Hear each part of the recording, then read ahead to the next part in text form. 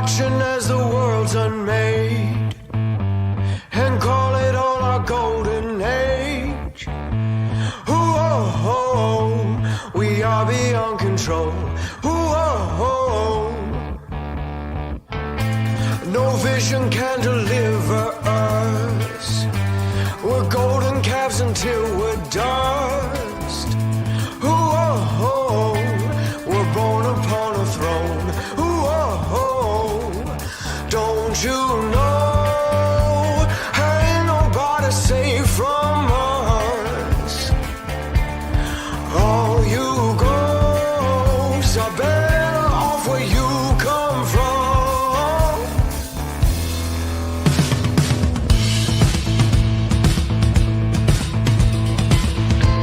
And I set out to tame the land with lion teeth and jaws of lambs. Ooh, I'm drunk on the control. Ooh, until the fiction wastes away, until there's nothing left uncaged. Ooh, and I am on my own. Ooh, don't you know? Ain't nobody safe from us. All you ghosts are better off where you come from.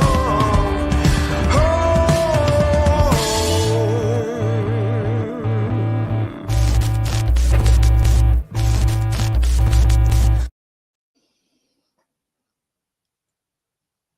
Hey, welcome everyone. Hey, Mike. Hey, How's it Weathers. going? Good. How was your week? It was there. Actually, I spent this morning watching the what do they call it? The Senate reviews of Donald Trump's pick. Oh, I think yeah. The one I was watching was Pam Bondi. Okay. Yeah, I missed she's that pretty one. cool.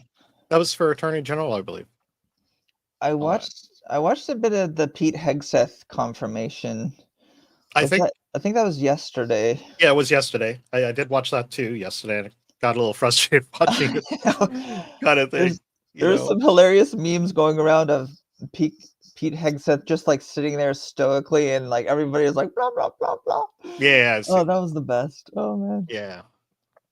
Well, I just felt really sorry for him. It was just awful. I mean, you could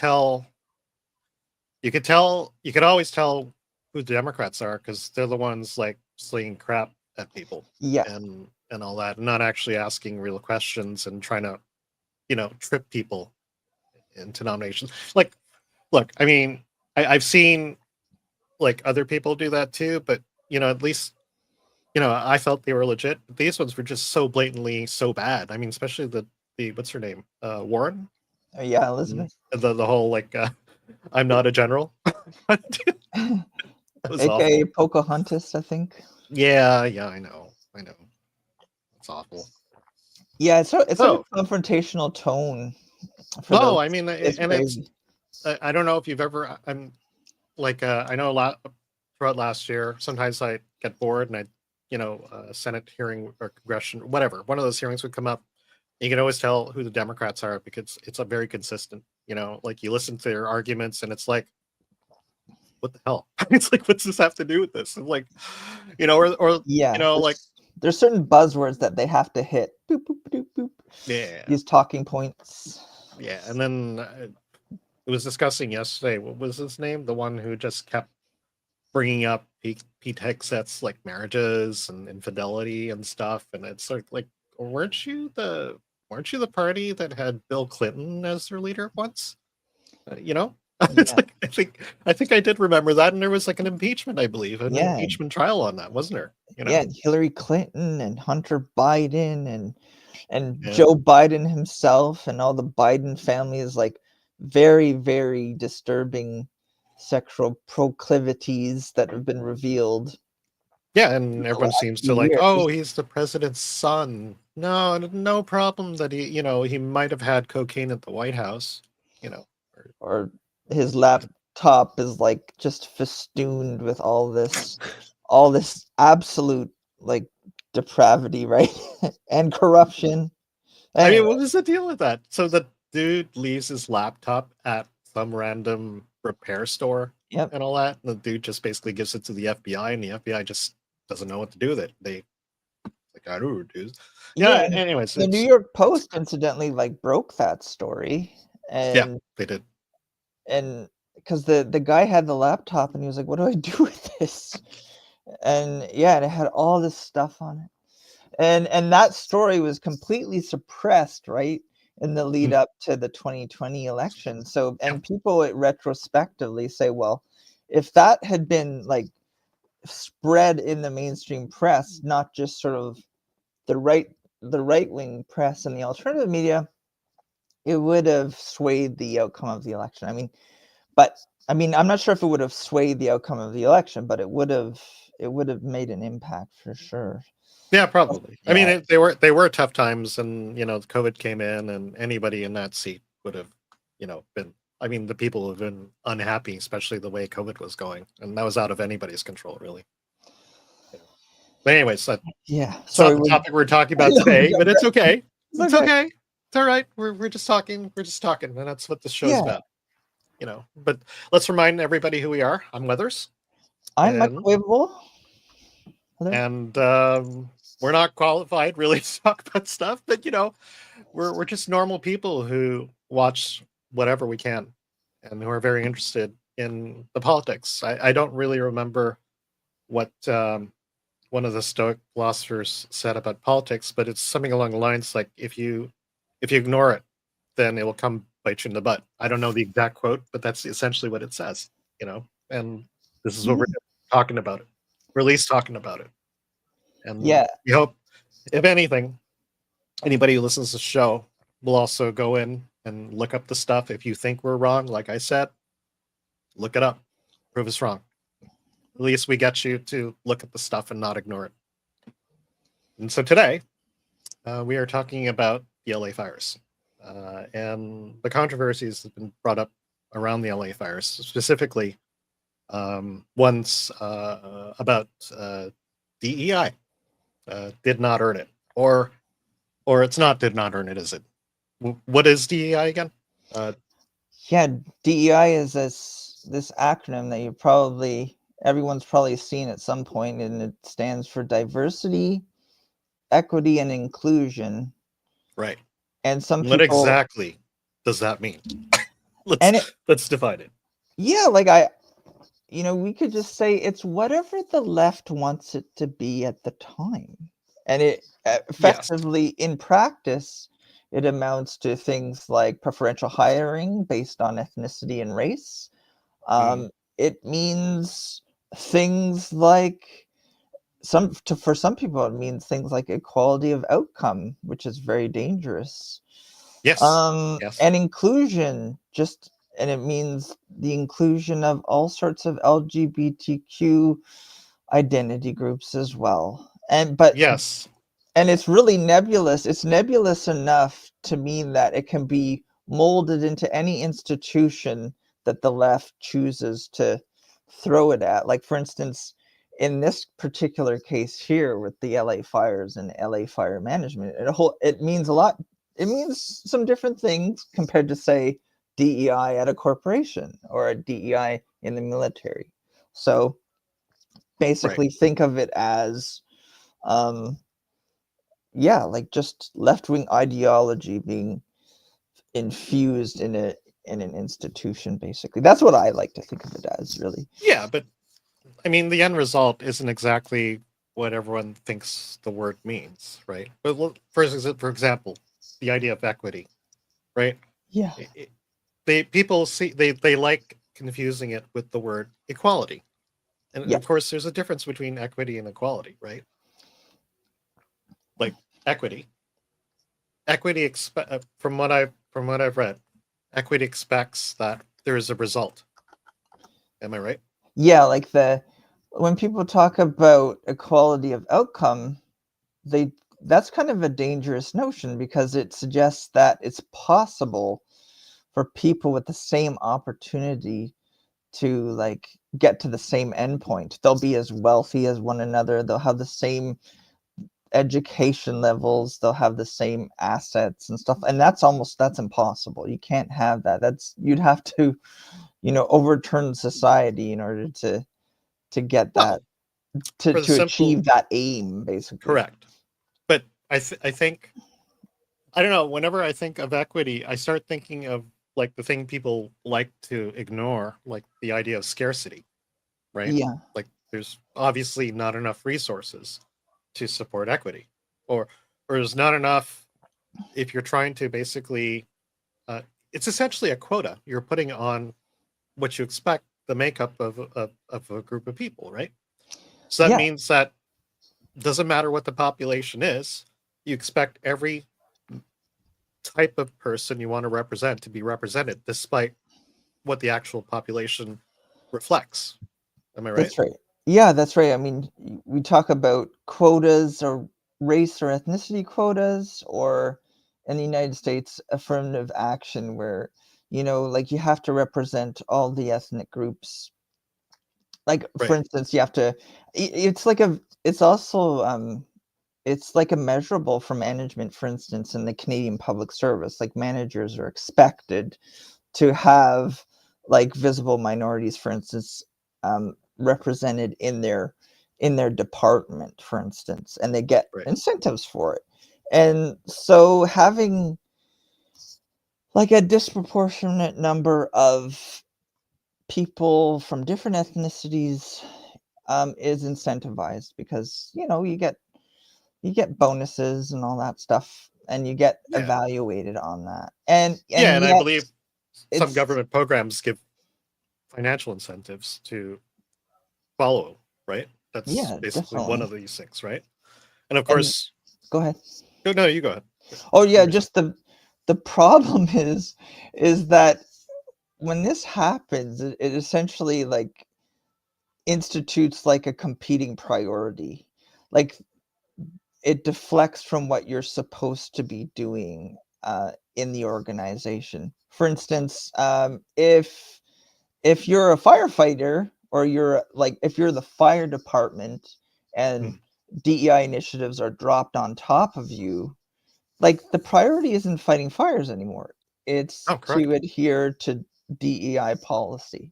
And that's where you get these terrible inefficiencies. You get people hired that are not qualified. You That get a level of management that was never there before, Yeah, right? that too. And you get people You, who are physically incapable of doing their job. Like, for instance, if you need to check off the box that says, you need a female in this position of an infantry soldier, and yet, let's say the only woman available is someone who can't meet the physical requirements, that's a problem, because then you start to degrade the fighting efficiency of the infantry, or for instance, or the right, firefighters. And we've seen that um, in this case with the fires in LA, right? right. Where the focus has been on these like hiring quotas and getting like the right faces in there, instead of the right people who can drag people out of burning buildings, and they like do what they're supposed to be doing. So Or even getting the job done, yeah, getting the core job done, which is fighting right? fires. Yeah, and for me, like I've seen so many of the reports and so many of these videos, that reflect some of these people in these situations. Like there's Mayor Baines, right? Yeah, The mayor of LA. yeah, There's the one who was responsible for the reservoirs, I believe. yeah, She was her, brought up, yeah, her too. I think it's Mayor right? Bass is the Los Angeles Yes, mayor. sorry, not Baines No, it's Pass. okay. Yeah. I just, No, you're I, right. and yeah, and Gavin Newsom himself. Yeah, but Gavin Newsom, I think with Gavin Newsom, it's more about tribalism, really. Like he's in the position he is, Well, but he does well, promote. that's true. That's true too. I just think of him as like he's like this leftist adherent who has decided to let his entire state of California just atrophy. I mean, if we think of all the things going on in California itself, we you know you, you can just go and look, and there's all sorts of homeless people, homeless encampments everywhere. Oh yeah. There's terrible drug use, terrible crime, like these smash and grab robberies that happen sort of on like a seems like a daily basis in these malls, Oh yeah. especially jewelry stores and stuff. No, I know. I know. And I've seen the videos. yeah, and he's let that happen, right? True. And for what can only amount to is his ideology, like you said, the tribalism that he has. Yeah. And he's presided over this absolute terrible natural disaster Yeah. on his watch as well. So it's Wow. coming to a head here. Yes, it is. And whether he's going to get justice, I don't know. He's still running he's still running the California. So Yeah. And on Exactly. top of that, he was voted back in. Even there was a recall on him, like a couple of years ago, I believe, right? Yeah, and people like, oh, there's this really rich family who has a lot of control over this California state's water supply, really resisted that recall effort. Like they were front and center. They gave Newsom a lot of money. They were opposing those efforts to get rid of him and all that Right. stuff. But yeah. But yeah. So first thing we got up here, I think the first article you brought up was basically a timeline of the fire, right? Yeah, this is sort of how it started. Okay. So let's go through it. Let's just see what happened, like the history of what happened, right? Mhm. So this was published on January 13th. We're on the New York Post. You guys can look it up. Or actually, just a reminder, we'll be putting the links of all the sites we referenced today. So if anybody wants to look up our sources, they'll be in the comments after the show. So, so our first article here. What do we have here? January 1st. So this is New Year's. Yeah. So what do we have here? So Firefighters. Yeah, go ahead. I was just gonna say, yeah, on New Year's Eve, apparently there was a blaze that was like still sort of smoldering from New Year's Eve festivities, and Okay. the firefighters were called in, Right. and they extinguished it, quote unquote, but they Okay. didn't do a good job of it. And sure enough, that little fire, maybe it wasn't little, I'm not even sure the size of it, but it continued to smolder for days. And Smoke. yeah, They couldn't put it out. no, Okay. Why were but it did end up burning 8 acres at that time. Yeah. So it became like pretty sizable, right?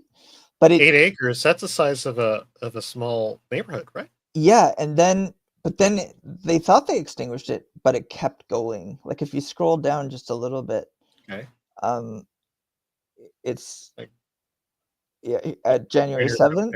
Yeah. Pacific Palisades owner, resident Michael Valentine sees smoke near the site of the Lockman fire. Wife calls 911 to report the fire, according to the Washington Post. Yeah, so they didn't get it fully extinguished initially on January 1st, so it resurfaced on the 7th. You have all this smoke.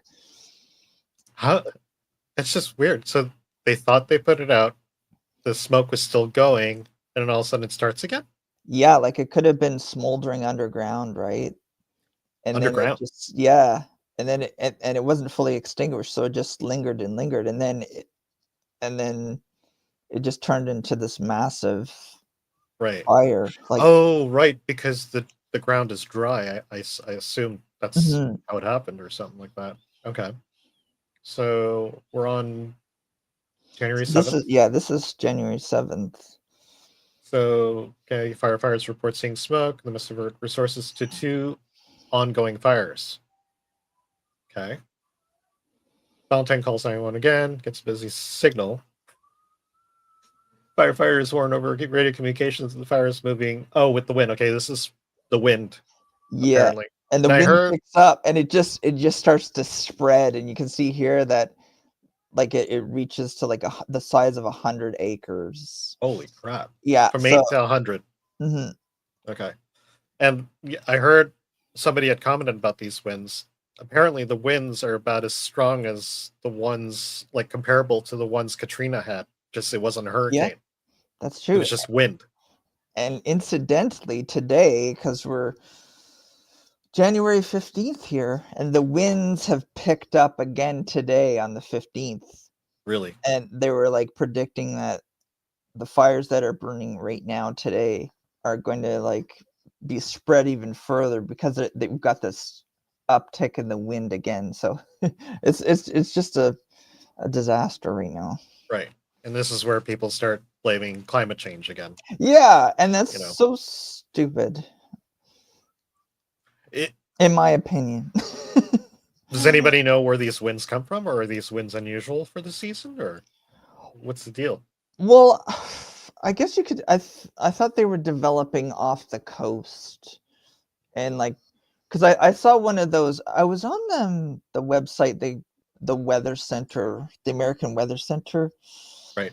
and they had a lot of the winds developing off the coast of Los Angeles, and you could see the grid lines. Like they had the shaded area, and all these like higher winds were picking up today, like on the 15th, and it was Right. going to cause a lot of problems, right? So they're coming in off the water. That's my understanding, anyway. Right. And I haven't heard whether these are normal or not, but I do know this region. They call this region the wildfire region, right? Wildfires do happen, and I know they were problematic last year, right? Just Yes. not this problematic, right? Yeah, because I think like some of the stuff that they've been talking about, like right now, in terms of the mismanagement of things like deadfall, things like Right. fire equipment, fire vehicles, traces its lineage back to like 2021 when they were having an unprecedented fire season, lots of fires in the region and stuff like that, and they were having similar problems. And Right. Gavin Newsom, I will get to this later, but Gavin Newsom purported to be preparing for the next catastrophic fire season, but did he really? And Right. based on our readings, the answer is no. Sorry, going back to the That's okay. timeline. That's okay. It's fine. It's science are okay. Just we don't go off the rails, and we're not. We haven't yet. We're still in Yeah. the fires. That's good. All right. So okay. So first firefighters arrive at the blaze. The fire goes 200 acres. We're on the same day. Yeah, It went from 100 to 200 on the same day. Okay. that's right. Valentine sees the first fire trucks. This is on the 7th. Yep. And the fire started. Oh, okay. On the 7th, and by 11. Okay. So he reported the fire like early in the morning. Oh, no, not in the early. 10 a.m. There was a report. And by an hour later, the firefighters start coming in. Hmm. Yeah, about an hour later. And then the evacuation starts going off because, of course, the fire is out of control. LA Fire Department reports the blaze is now 300 acres an hour later. Yeah. It's like going up exponentially now, right? That's right. And then look at the next line, 7:30 p.m. Fire grows to nearly 3,000 acres. 3,000 So it's just like, acres. Holy crap. Okay. Like I knew it was bad, but when you start seeing the numbers, it's sort of like, how the hell, right? yeah. That's a good shot there of the fireman with his goggles on yeah. and stuff right there. Yeah. Yeah, And look how at the red that backdrop. fire is. Yeah, I know, it's Holy like the crap. smoke. Wow. Okay. Oh, okay. Yeah, more scenes. Yeah. Backyard pool. Looks like hell. Yeah. Okay, we're on the 7th only. All right. Yeah, we're still there. And by 9 p.m., fire reaches the center of Pacific Palisades. Is it adjacent to where it started? Yep. Okay. Yep. Wow. Okay, and that's pictures of. Oh, these are the individual fires, right? I'm not sure. I think that's advertisement. Is Is it? What is that? No, I don't. Oh no, sorry, it is advertising. Okay, never mind. It wasn't advertising. So I think they ended the timeline there. Okay. That's South. sort of a good snapshot of how quickly it Yeah. went from like a New Year's Eve like fire to like, and it just wasn't extinguished properly, and then what was it, 6 days later it just it comes up again and then it just explodes from like the initial small acreage to 3,000 acres, and it's ongoing as we speak. Well, I know we don't have the answers. It's just that it just seems strange that on the first you get a fire, they put it out, and then 7 days later it's 3,000 acres. Yeah. So what's the deal? Like, I'm only speculating. So like, did somebody not check? I mean, you would think that firefighters who experienced these type of things before would, like, you wouldn't leave something smoldering, would you? I don't know. Like, I'm not a firefighter, but it just seems very strange that they would just put it Well, out and well, there's like yeah. It's like, smoke why? still going. It's like, How is it that a fire like that could be let to smolder for that length of time, and then by the time you get back to it, it turns into this conflagration? And that's a question people have been asking. And was the we haven't. response quick enough? Where the fire, like, and today, just as an aside, Mhm. Alex Jones, Alex Jones from Oh yeah. InfoWars, Yep. he had some things today about, he alleges that that firefighters were told to stand down. But But I'm not sure when they were told to stand down. I'm not sure if he was talking about today or if he was talking about when the initial start. But that's an interesting question to ask. So I'm not saying anything. I'm just asking questions. yeah, I know. I know. So we have a fire that's gone out of control. So how does DEI fit into this?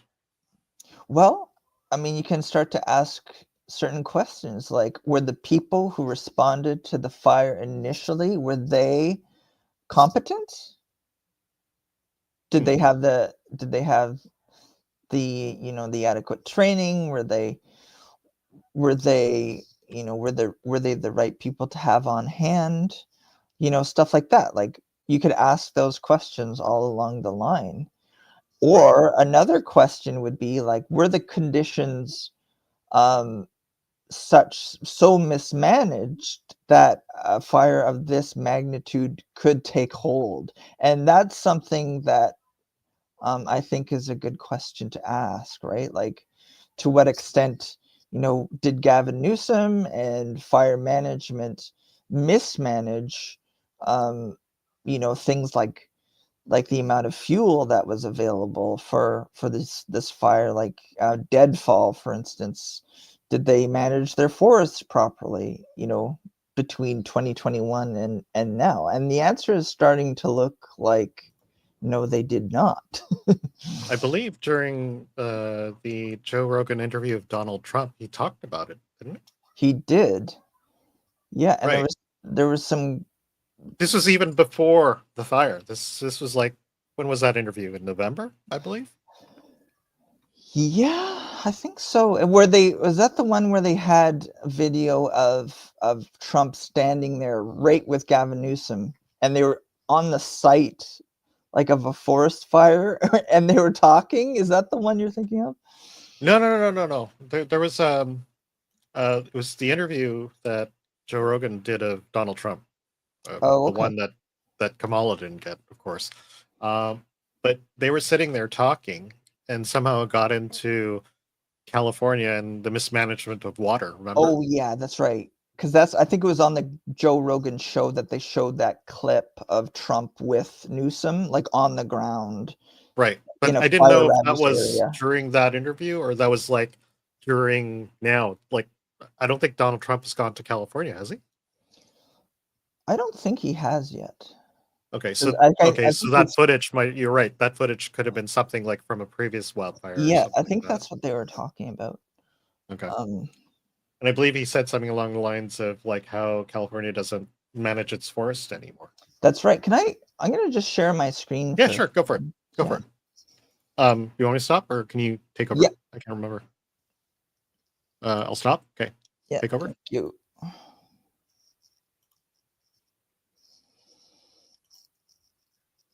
Okay. There you go. You got So, it. so this is Oh, one thing. If you want to, are you maxed out? Like your screen's maxed out? Because it'll get bigger if you actually max out your screen. okay. If you haven't yet. All right, just a second. Or like go full page or something with it. Is that better? That's good enough. That's fine. Okay. Yeah, go on. Yeah. So if you look at this, you can see, like, this is an article from Wildfire Today, and it's talking about an investigation that shows that the California Governor Newsom, misled the public about fuel reduction projects that were completed. And this is based on an investigative report undertaken in 2021. Okay. And if I scroll down here, here's a quote. This is from, so an investigation found that California Governor Gavin Newsom grossly exaggerated the amount of fuel reduction projects that have been completed on state lands. And he reduced the fire prevention budget. And that was circa 2021. And the investigative, So they diverted money from fire prevention to these projects? Is that what you're saying? well, this is what happened basically. I'll just read Okay. this section here. An investigation from Cap Radio and NPR's California newsroom found the governor has misrepresented his accomplishments and even disinvested in wildfire prevention. The investigation found Newsom overstated by an astounding 690% the number of acres treated with fuel breaks and prescribed burns Oh, okay. in the Oh, very fuel first- as in like basically removing the source of burnables in exactly, like, so doing the forestry, basically cleaning up yeah, the floor. getting rid of deadfall, getting rid of Okay. Right. like however they do that, right? Right. And I you know, like I get it if it's the forest and the forests are huge and stuff, and if it's a natural forest, wildfires happen, whatever. But these are the forests around populated areas. Yeah, and you Right. have to manage them. Yes, you do. You do. And Newsom went on to say that he claimed that 35 priority projects, quote unquote, carried out as a result of his executive order resulted in fire prevention work on 90,000 acres. But the state's own data show the actual number is 11,399 acres. So he was lying about that. He was either So he says he's cleaning the forest, but in actuality, he did did not it do for that. show. That's right. Okay. And this just last paragraph here. Overall, California's response is faltered under Newsom. After an initial jump during his first year in office, data obtained by Cap Radio and NPR show Cal Fire's fuel reduction output dropped by half in 2020 to levels below Jerry Brown's final year in office. At the same time, Newsom slashed roughly $150 million from California Fire's wildfire prevention budget. So isn't that interesting? Right. So he took money from fire prevention, and where did he put it? Well, exactly. Where did the money go? Because that would be an interesting case study in where those funds went, right? Well, obviously they went to other programs, but this is where people are now bringing up stuff like DEI and the programs that he was probably pushing on his staff and everything, because right. these initiatives cost money, I believe. Yeah. And were they diverting money from like the fire prevention budget and putting it, like, they could have been, and those are some of the key questions, right? But and just to reiterate, like that particular study, that investigative report from the radio stations, that was done circa 2021. So it just got worse in the interim, right? Right. Anyway. And I believe last year there was like some wildfires that I actually heard about it from family that lived there. You know, they talked about the smoke and all that. So that happened last year, like beginning of last year, I believe, right? Yeah. And so go ahead. Well, and so like nobody's learned from that lesson, I gather. And this report's from 2021, so this is not even 2024. It's like before that. So it's a known, it was a known problem, Yeah, and from according to that report, the Governor Newsom had diverted those funds. that's right. Yeah, you Okay. cut them. Yeah, so there's some interesting, like, we want answers.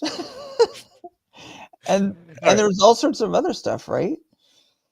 I Like, mean, you had you shared that image of that vast parking lot full of fire vehicles oh, where that was the that? guy had. Did we have that up somewhere? I think that's in the show notes. I think it was another YouTuber was doing something specifically about that, where Oh yeah, it was I believe it was the Hodge twins, right? it was this That's- giant like parking Let me lot bring it up. full of fire Bring engines that up. that were Yeah, all let me, disused, right? right. So let's get into that because that was kind of interesting. This is a bunch of YouTubers who are that I follow actually. The Hodge twins. Where is it? I guess we'll go to this, right? Share. Okay, we're back on my screen, and then I just basically go here. Oh, that's a good story too. Yeah, we'll have to go that next. Actually, let me bring up another one. With the Hodge twins one, no.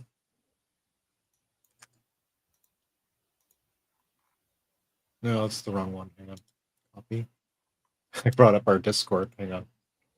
Stupid me. That's There we okay. go. There we go. Hang on. Hang on. So you got it? I gotta show it. There we go. Technical. We brought you at the top of our newscast. The LA City Fire Chief and Mayor Friends Bass podcast. now Oh, they're there. appearing at a news conference together this hour. After the chief went on the air saying the department is understaffed and underfunded, we have been investigating claims that many of the department's trucks are not fit for service. Right. KCAL's Jeff Nguyen is live in downtown LA with what he's uncovered so far. Jeff? Investigate. So, Pat, in terms of the status of Chief Journalist Kristen right here. Crowley, for now, the mayor's office tells us that He Chief said for Kristen now, Crowley is still with the LA Fire Department, but they are not elaborating They gonna as file to her whether she is. Okay, so Kristen Crowley is the fire chief, right?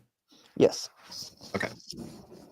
And she apparently got fired or not fired or demoted or something. Nobody knows. And all they're saying is that she's still part of the fire department, I believe, right? And she was a DEI hire. There's no doubt Okay. about it. Why would you say that? Because she's an open, isn't she an open lesbian and female lesbian? Okay. And that's a very obvious quota checkbox. She was It is. she was elevated to the level of her own incompetence, in my opinion. Oh, okay. Well, there we go. That's what we have to talk about. It's not the fact that she's of whatever category. It's it's really the fact that she was not qualified to do this job that we really should get to. Not a lot, right? Well, yeah, and that she got her position based on her identity group instead of her qualifications. Right. And how much was she getting paid for this job? I Was- think I heard. It was was it 700,000 plus? Was that her salary? I can't remember. Yes, I believe it was something along the lines. And I think somebody had quoted that this was twice as much as the president of the United States. Yeah, Or- exactly. That's crazy. And that's just as an aside, that's something that you'll find in so many of these people who are DEI hires get these huge salaries. They're not even qualified and they're making big money. Right. And $700,000 could do a lot for a fire department, couldn't it? Yeah. And this was all piled on this one woman who in the end bailed out her job, if you ask me. Yeah, because they're letting equipment go to ruin because like you have to have your fleet up and running and maintained and they weren't doing it. Well, let's play more because I think they actually got into this. Or what function or what capacity she is in. As you mentioned earlier, the chief did talk to the media Oh, here we and go. talked about the need for more staffing and more resources at the department. And at least one council member does agree with her. And here's why. Take a look at this video that we captured earlier today. This is what we found. You are looking at dozens of LAFD apparatus at what's known as the boneyard. Now, we're talking about things like fire engines, ambulances. Look at that. These are the fire engines that are not working. That's tens of millions of dollars sitting right there. I don't even know how much, but you can just imagine, right? And Look at all that capital equipment. No, exactly, and that would of course be the least of their worries, right? Mhm. We'll get it in later. Anyways, let's move on. And ladder trucks. This is essentially a maintenance yard. The reason we bring this up is because we found a budget request in which LAFD Chief Crowley wrote to the Fire Commission. Here's the quote. The LAFD emergency fleet is in constant state of disrepair, attributable to years of deferred maintenance, deferred vehicle replacement, and the lack of resources for adequate staffing and replacement parts. In addition, in May of last year, a restoration request from the city administrative officer said that 89 out of 584 apparatus were out of service. 89. So what's that? Like roughly 15%? So right? Plainly, that is 15% of the fleet. I guess. There you go. Nicely We had done. planned to ask the mayor whether those numbers have improved. 15% of the fleet. Yeah. Imagine having a house, right? And 15% of the stuff inside that house didn't work. Imagine having a car, you get in a car, 15% of the gadgets don't work. Yeah, 3 of the wheels work, but one of them's not working. That is crazy. Yeah. I bet you cannot go to a car rental agency and 15% of the fleet of their cars is down. Right. It don't make Which no is being sense. used every day to rent cars. Yeah. Yeah. We should probably. Hey, I bet you go to the governor's house. I bet you all that stuff works. I bet you go to the mayor's house. I bet you everything works. Exactly. And whether about 100 apparatus would have made a difference in the Palisades fire, but we didn't get a chance to do that because the mayor was a no-show. Again, the budget request was in the writing of Chief The mayor was a no-show. Like, yeah, there was a story on that too, right? I believe we'll get in that later. I was just going to say, just to stop it there. Yeah, like this is, even though it's not like the be all and end all about this story, it's yet another instance where like the firefighting capacity of the city has been reduced because of poor maintenance and poor upkeep, right? Like it reminds me a little bit of, the state of, for instance, the Canadian military. Remember when there's a lot of media play about sending The helicopters, vehicles. Yeah, the helicopters too. I mean, yeah, the helicopters, and more recently, you had the Canadian military. Like we were going to send some of our Leopard 4 tanks to the Ukraine, but we only had 4 functioning tanks, and in order to send those to make them actually serviceable, to make them be able to be usable in the field, they had to cannibalize these other ones. So my point being is that it's an indication of neglect of equipment. Yeah, but he did say that the fire chief had made a report of this like a couple of years ago, right? So it's a known problem. Right, and they didn't do anything about it. You talked about it, boy. The question is, why wasn't anything done? Yeah, exactly. Was it out of budget? Did she not push enough? It's just another nail in the coffin of this whole situation, right? Right. Well, I mean, if I was in charge and I knew like how important this was, and nobody was listening to me, I would like quit. I don't know about you. I would quit, sort of as a protest to, like, this stuff has to be done. This stuff has to be fixed. Like nobody's listening to me. But I don't think any of that happened. And nobody quits anymore. They just hold on for dear life, even as everything is collapsing behind them. Okay. Because you know about the whole old, not the old saying, but captains go down with their ship. Yeah. You know, like on the Titanic, the captain went down with his ship and all that. Yeah. If Yeah. But to I me, feel if like there's somebody who's responsible goes down with the ship, well, and I feel like you there's know, no honor in this. right? There's no honor in this. Like, for instance, when It's we just a talk job, about, and then when you leave like 4 o'clock, like you don't really care what your job is. well, it's kind of like we were talking about last week, when by in the Westminster system, by rights, Trudeau should have resigned a long time ago. But for some Yes. reason, that sensibility of honor that used to be a failsafe that people took for granted has completely gone away. For instance, I think, like Newsom, he shouldn't be the governor right now. He should have He resigned like last week or Yeah, he should have. a long time ago, right? And Well, that here's the failsafe other thing isn't I there kind anymore. of reasoned out. If I was in charge and I was failing at my job, I would step aside to let somebody else do the job. Exactly. Yeah. That's honorable. That I agree. And I You know? think like someone like Newsom, who's just like Trudeau, he's of the same ilk, should have stepped down.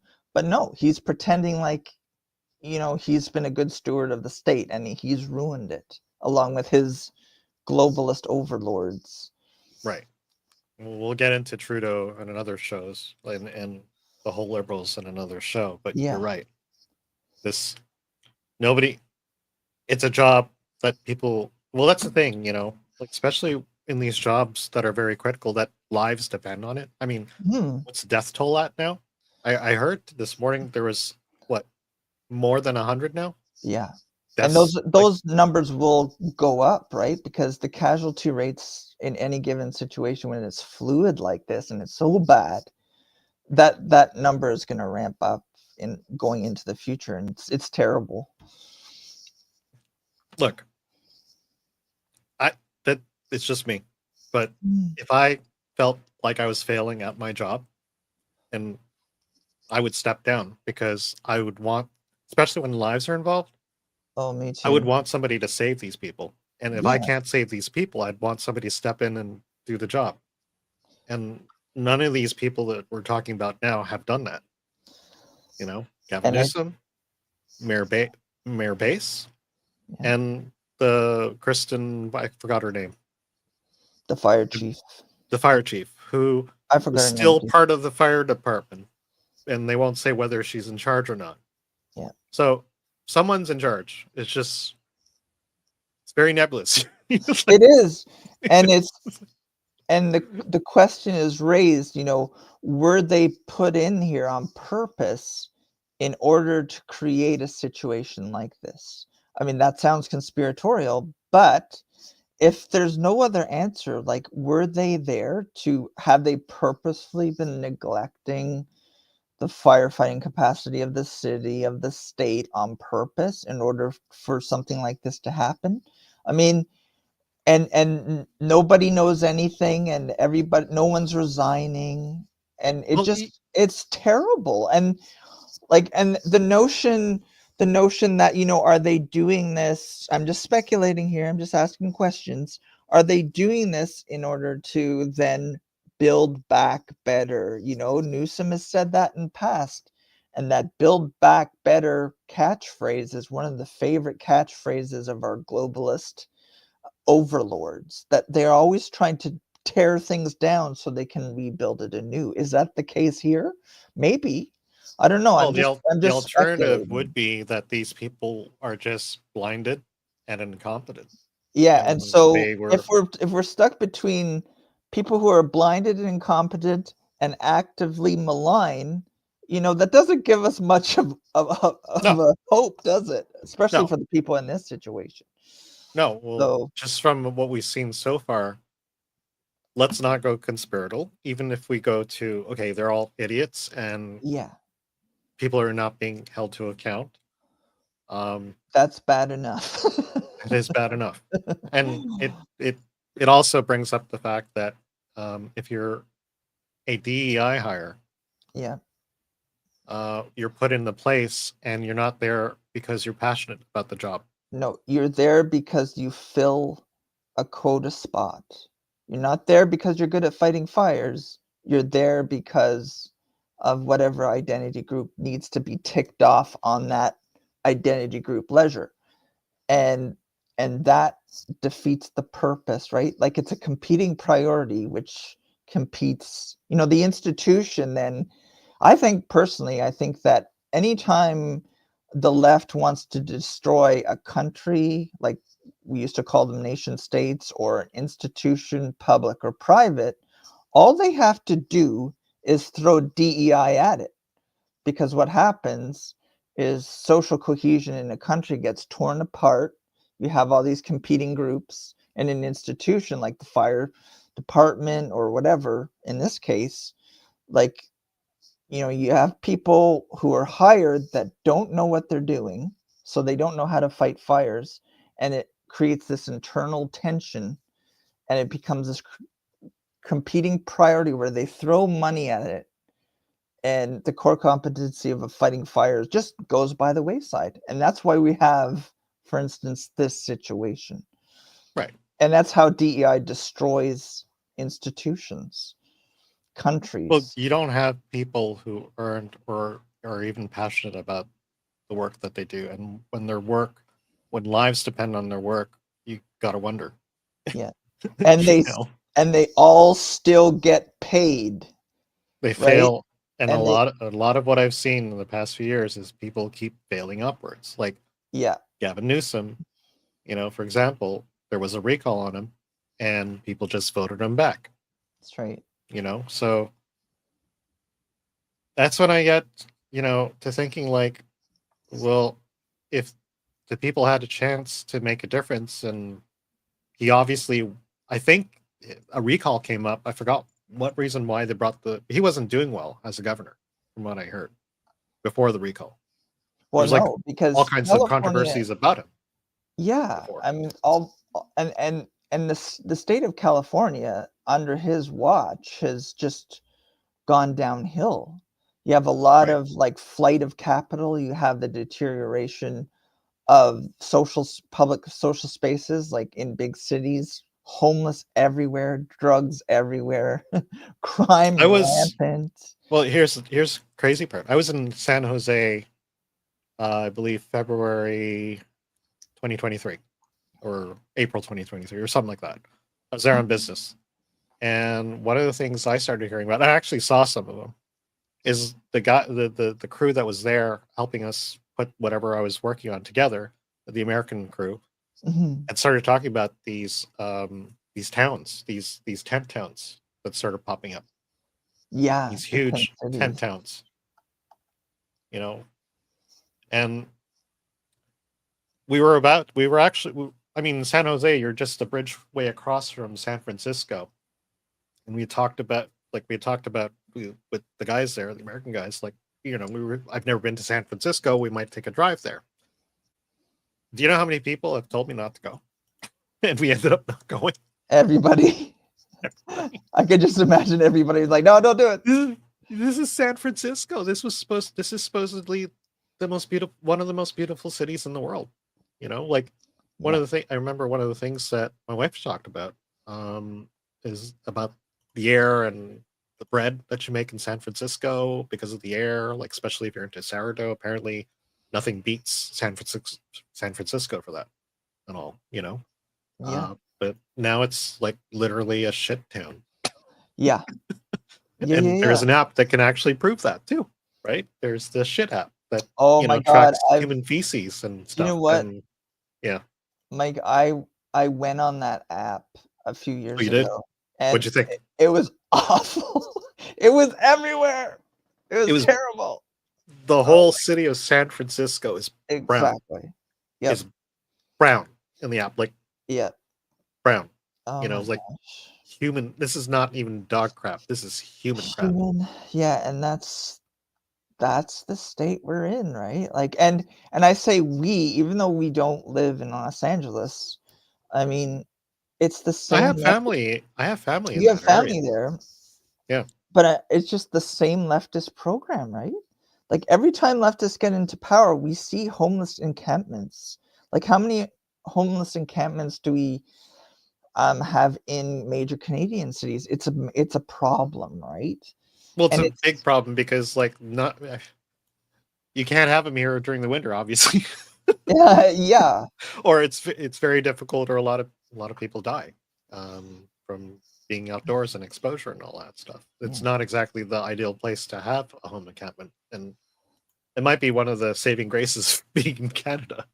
It's kind of hard to do that here, but in San Francisco, the weather is beautiful. You can literally live outside. That's why there's so many homeless in California. So they just flock there, right?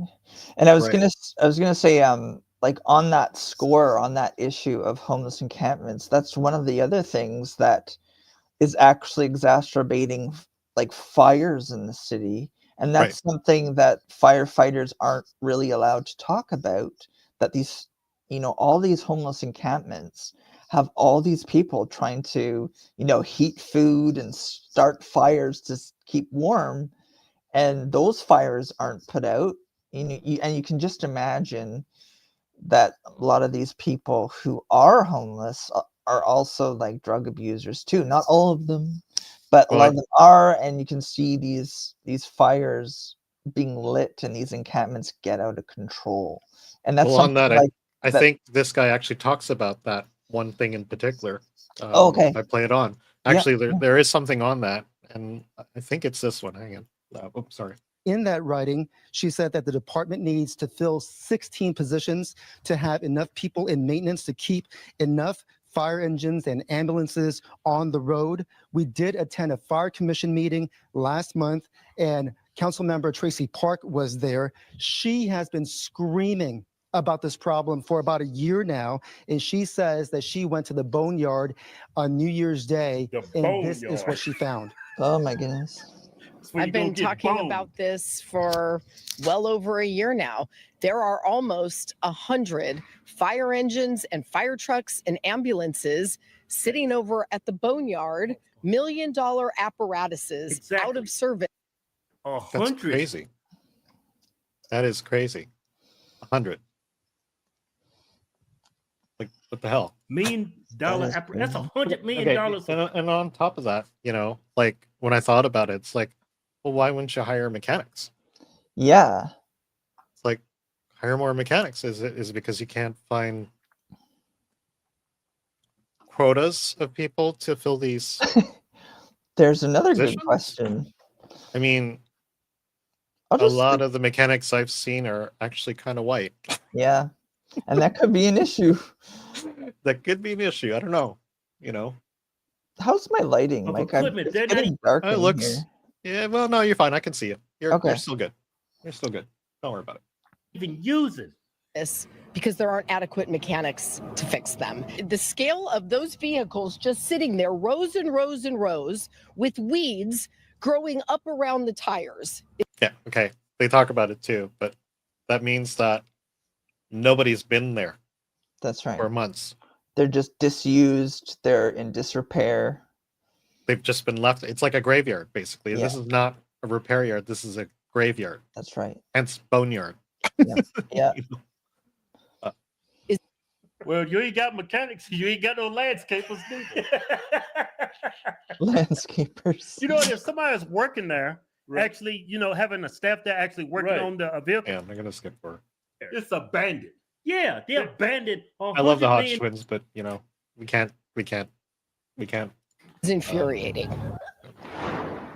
Okay. So again, according to the communications department at City Hall for the mayor's office, they are telling us that Chief Crowley is still a member of LAFD. However, they will not tell us in what capacity. I did get a... Yeah, and hence they don't want to tell the people that they just fired a diversity hire, of course. And there's been this talk about, like, stop calling people diversity hires. Why is that? I mean, you should have been proud of. I mean, you were pretty proud of it last year, right? Yeah. They're pretty proud of it. They're trying to sort of mask their own incompetence. So they're trying to like deflect from the fact that they hired the wrong people based on DEI criteria, for instance, and it's text message from one of the spokespersons from the communications department, and the text message reads that the mayor and chief met. The priority remains fighting these fires and protecting Angelinos. So right now we do not know anything beyond that. Yeah, I don't think this is the one. I think I saw something. Let me just pull it up. I saw something earlier.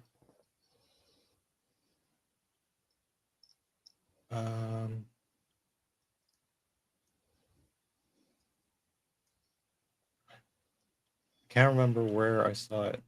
Can't see it. Okay, so basically what I heard, I was watching podcast, and somebody had talked about something problematic with meth addicts. Yeah. Yeah. That they have a fascination for fire, apparently. And it's somebody had described the drug as a nihilistic drug. And so a lot of people apparently on meth like to set things on fire. And that really fits because that fits with the article in Revolver that talks about how the fire department impresses upon firemen and firewomen that, you know, don't talk about the fire risk in these homeless encampments, you know, Who are probably full of meth addicts. Yeah, exactly, because so many of them are drug abusers, you know, and it's very, very sad. Right. And it goes hand in hand, like, and it's like the chicken and the egg, like, with these homeless encampments, like, were they drug addicts and became homeless, or were they homeless and became drug addicts? Like, it doesn't ultimately, the answer doesn't really matter because the result is these disasters. Right. Well, these tent towns that are now popping up all over California are now are possibly full of meth addicts, because Yeah. a lot of meth addicts are pretty useless and they can't keep homes, and eventually they do become homeless.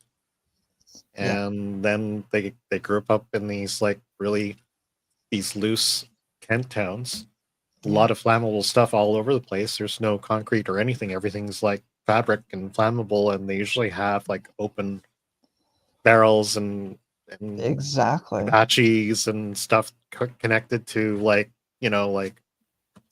propane tanks and camping, basically like open flames everywhere. Yeah, they're trying to survive, and they're trying to like heat up food, and like you said, if their addiction like gives them that, you know, proclivity for lighting fires for whatever reason, I mean, that's just a recipe for disaster. And plus they're impenetrable. Like, how do you get in there to like manage them and manage a fire they're being if they're like these dense tent cities, and it's just not a good situation. Well, I bet you they don't even want to deal with them, because that means they'd have to give them homes, which obviously they don't have money for. Yeah. You know, because they're too busy spending it on other programs. That's right. That don't matter. Yeah, but this is a ridiculous part. You know, like we should bring that up. Like, do you have that on the list? Like, do you have an article about basically where the money was being diverted to? Like all these alternate programs. Didn't we come across that? I did have that article about the mismanagement of like the fire prevention stuff, but let me see what I can find. Yeah, bring it up. If you can bring it up, I'll stop my screen. You bring it up. Okay. I'm just probably gonna go back. Yeah, go ahead. Okay. While you do that, I'm gonna see if I can find that other article. But take over when you can. Okay. Just a second.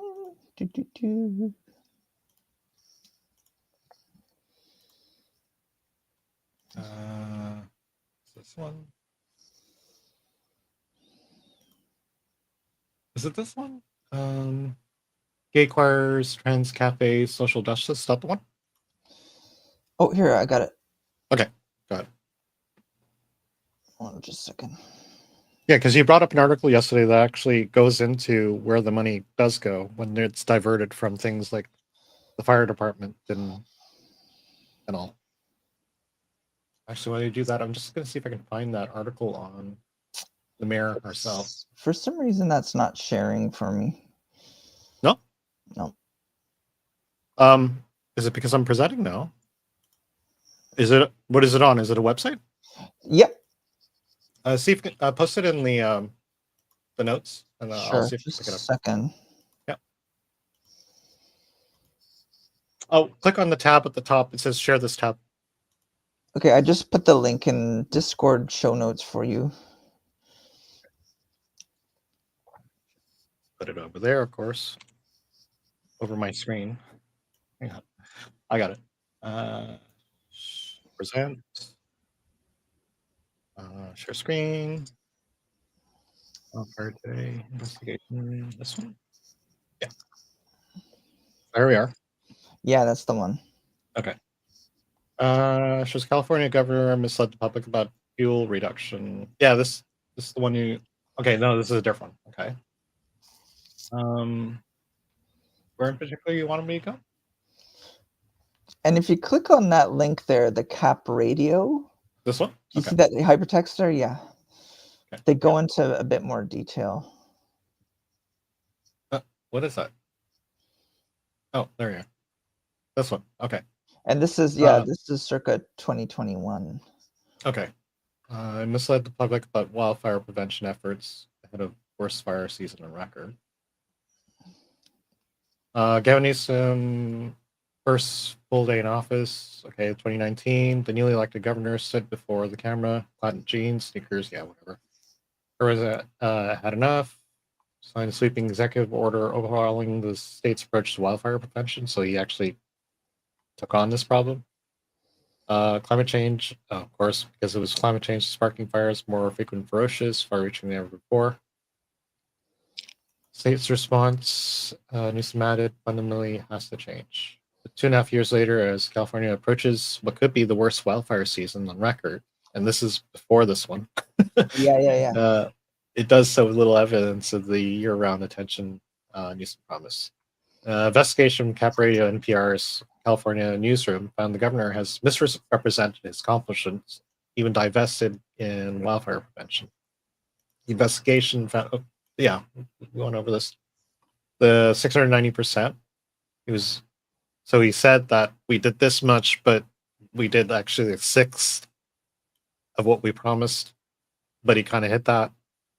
The number of acres treated with fuel breaks and prescribed burns in the forest needed to be prioritized to protect the state's most vulnerable communities. Newsom has claimed that 35 priority projects carried out as a result of his executive order and fire prevention work on 90,000 acres. The state's own data shows that the actual number is 11, so like a 1/9. Yeah.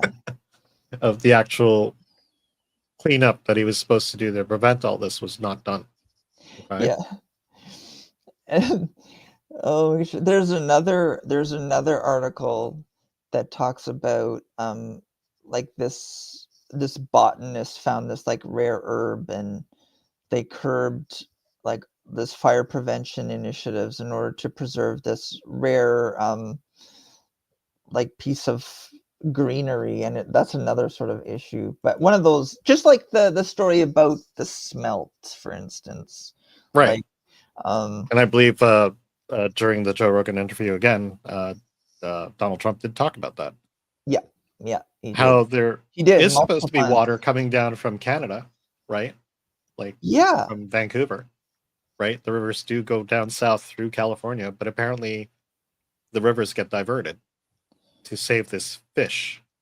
And because they divert the water, the land is so dry that the farmers of California, so we're talking about vineyards and fruits, are now lacking water and drying out. And they made all sorts of mistakes as far as making sure those water reservoirs were full, right? And there have been instances, right, since last week, since this all started, where when firemen arrive at the site of a fire, like there's no water in the hydrants, and that's right. And what a disaster! And that was whose responsibility was that? There was a woman That's have that? that's the responsibility of Yeah, didn't we? the state and the fire department, isn't it? Yes. And actually, I can bring up something on that. Like everyone's talking about this. Everyone's talking about these reservoirs being empty, right? Yeah. And apparently, another diversity hire, I believe, was in charge of that, right? I think so. And And so there's anyways, also go ahead.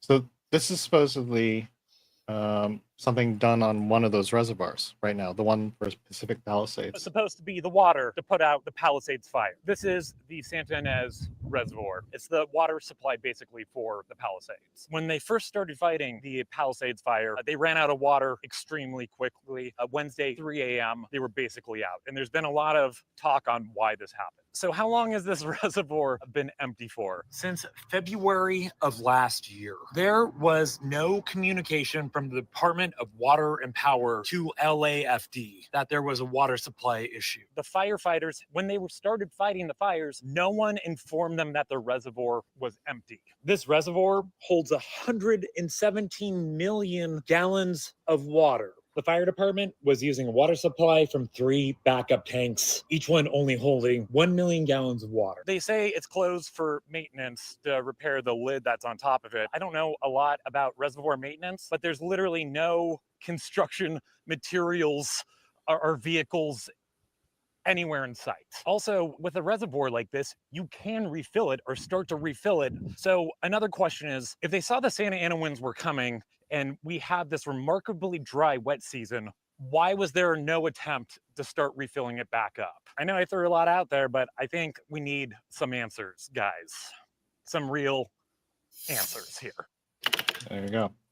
So one of these reservoirs were the responsibility of that woman who's getting paid $700,000 a year, right? I believe. And there's that whole issue with the privatization of the water supply in the area. There's an article I have here. I can share my screen if you want. Sure, bring it up.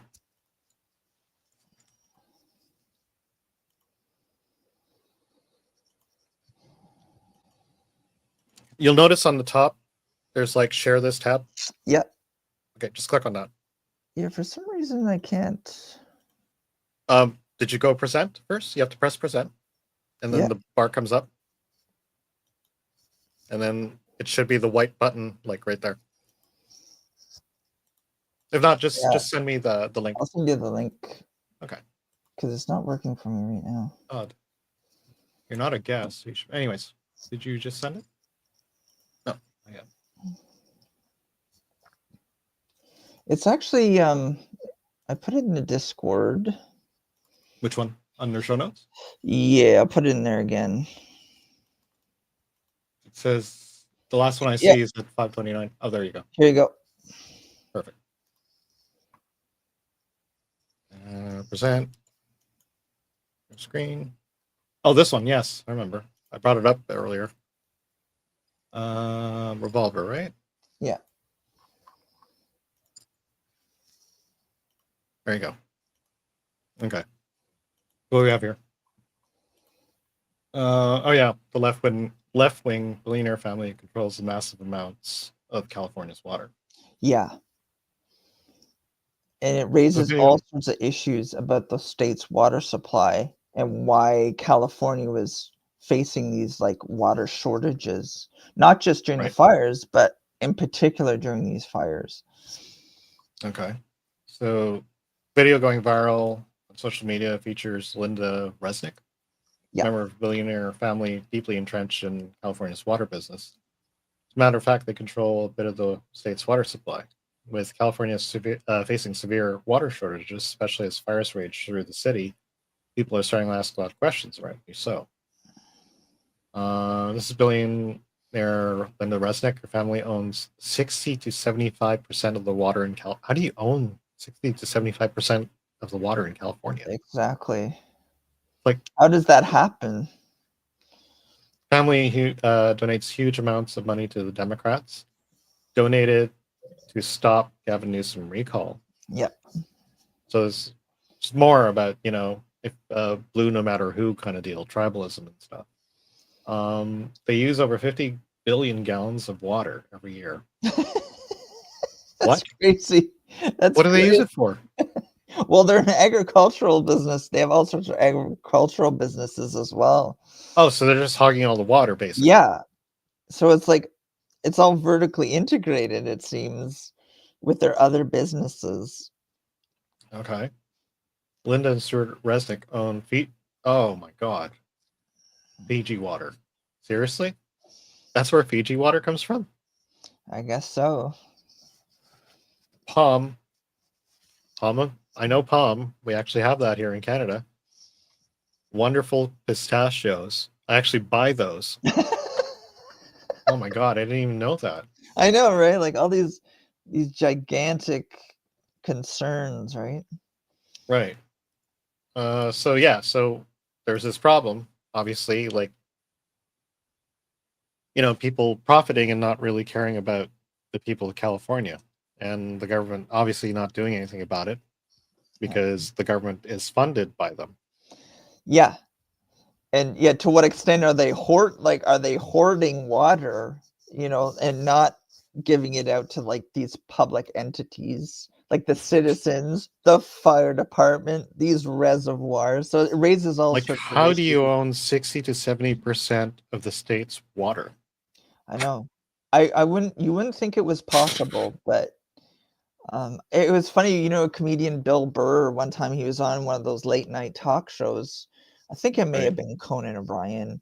And Okay. he was actually talking about, he didn't name names, but he was talking about this type of situation because he was imitating like this evil capitalist type person saying, oh, wouldn't it be great if I owned all the water, and I have a feeling he was talking about this family. Right. Man. And it raises Horrible. all these issues. I was looking, I did a search because I really wanted to bring up, see if I can bring it up.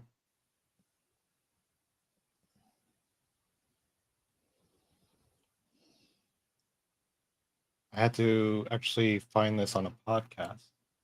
We'll be a little prepared next time, folks. Sorry about that. But let's bring this up. This thing. Oh yeah. This has gone viral, this clip. Yeah. So the reason I want to bring it up, going back to our topic of DEI, right? This is apparently the fire chief. That is taking place here, but first, I should share my screen first. I don't think it's the fire chief per se, but it is a fire have got to see this. You want to see somebody that responds to your house, your emergency, whether it's a medical call or a fire call, that looks like you. It gives that person a little bit more ease. Okay. Yeah, just stop it right there. See, that is a false argument on the surface of it. I don't care what the person looks like. The person who's the fireman has to be able to, do their core duties, like, wield an axe and like manage fire equipment, put out the fire. Save people, do their job. What they look like is completely secondary to that. Well, that's the thing. I mean, you're hiring these people and their focus is not fighting fires. Their focus is diversity and inclusion.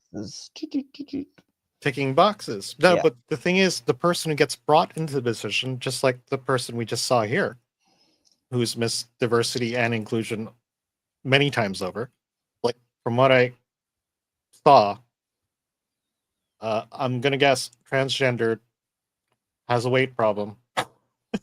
Yeah, it's very obviously not in person shape, of color. Right?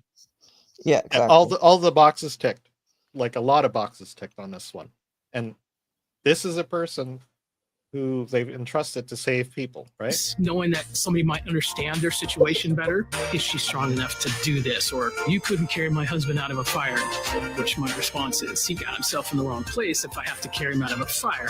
Okay, well. But that's your job. Your job is to carry people out of fires. And if you're not up for it, physically or otherwise, you shouldn't have that position. No. No, I agree. And that's right there on the surface of it. She shouldn't even be there, right? Right. But the thing is, she was brought in not only because she ticked the boxes, but this is a person who's actually going out and saying, all these things, and then all of a sudden saying, well, if you're stuck in a fire, that's not my responsibility. You It's shouldn't have been there in your the first fault. place, right? It's your own It's your fault. fault. You're in this. Yeah. Okay. It's Well, ridiculous. to this person, I want to play this one. No, because I saw this the other day, and it was, for me, it was really heartbreaking. I don't know if you saw this one. Here, let me bring this up.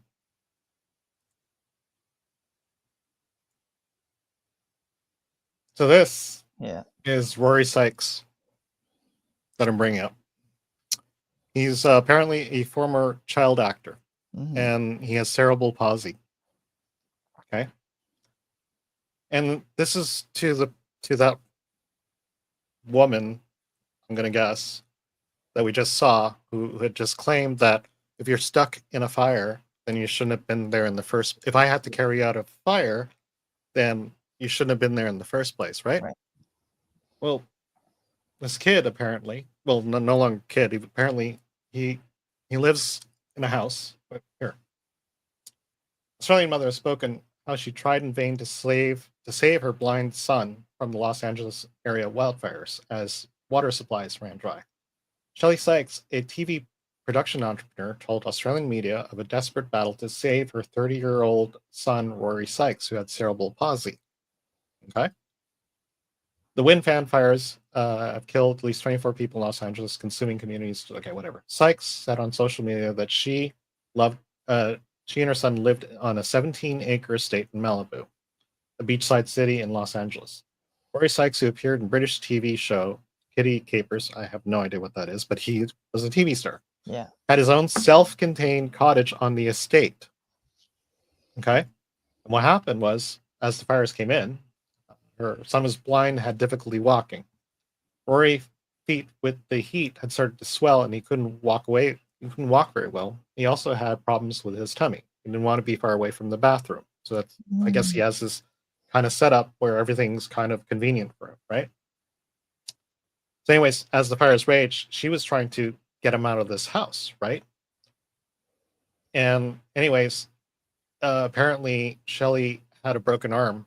I don't know why, but she had a broken arm and she couldn't lift him out. It's very sad.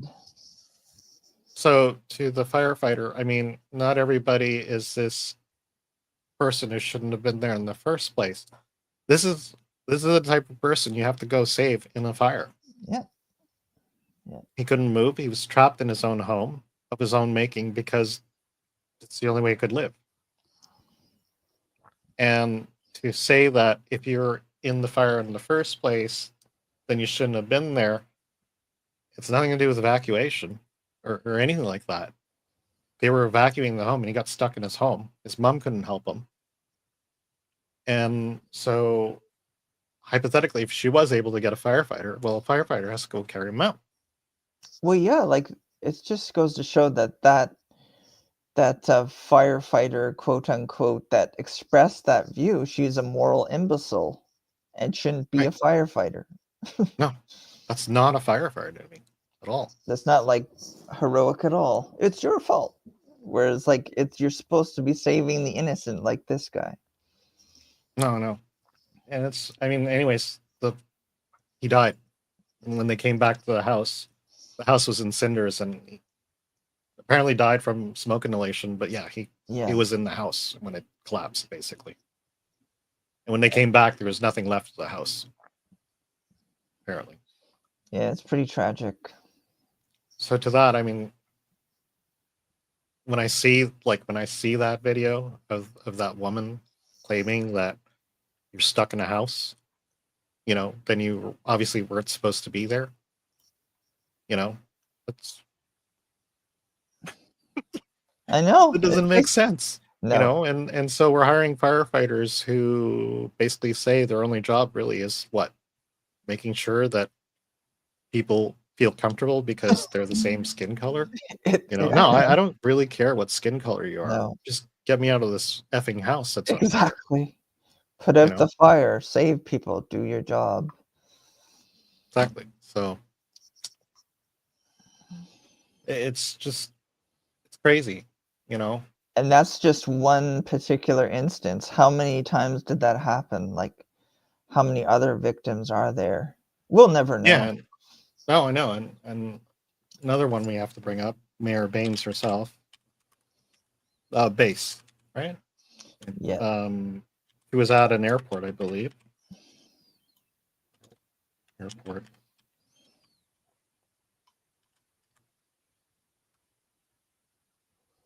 This one.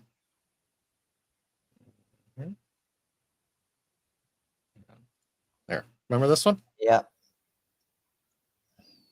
So apparently she was coming back, or she was somewhere else. She was heading to Africa, I believe, right? Yeah, she was going to Ghana. Why was she going to Ghana? Don't remember. But Okay. it's like, why would she even bother? It's a complete waste of taxpayers' money. She went to Ghana apparently to attend the coronation of the first female president or prime minister of Ghana. I believe that's why she. Good for her, right? Like, that is completely outside the purview of someone like this. Like, you know what I mean? It's complete dereliction of duty, and it's a waste of taxpayers' money. And you know, apparently like a vanity trip on the taxpayer dime, in my because opinion. like, well, as a mayor, you know, like, I wouldn't take my old sweet old Hellish. I mean, January 1st, she should have been already back. If she left, not even think. Well, And apparently, from what I heard, she shouldn't even have been there. well, apparently, you know, like there what was a potential danger, right? Like she understood that this was the wildfire season, right? And that they would need her leadership Yeah, if something were to happen, right? and she went halfway across the world for no apparent reason. Well, like, it just doesn't make any virtue sense. signaling. That's what we call virtue signaling. That's, and also, you know, like, gratuitous spending of money for a vanity trip. For a vanity trip, so she could, Yeah. you know, and in many ways, like, she's not a. We can't really call her a DEI hire because people voted for her. Well, but of course they voted for obvious reasons. You know, that she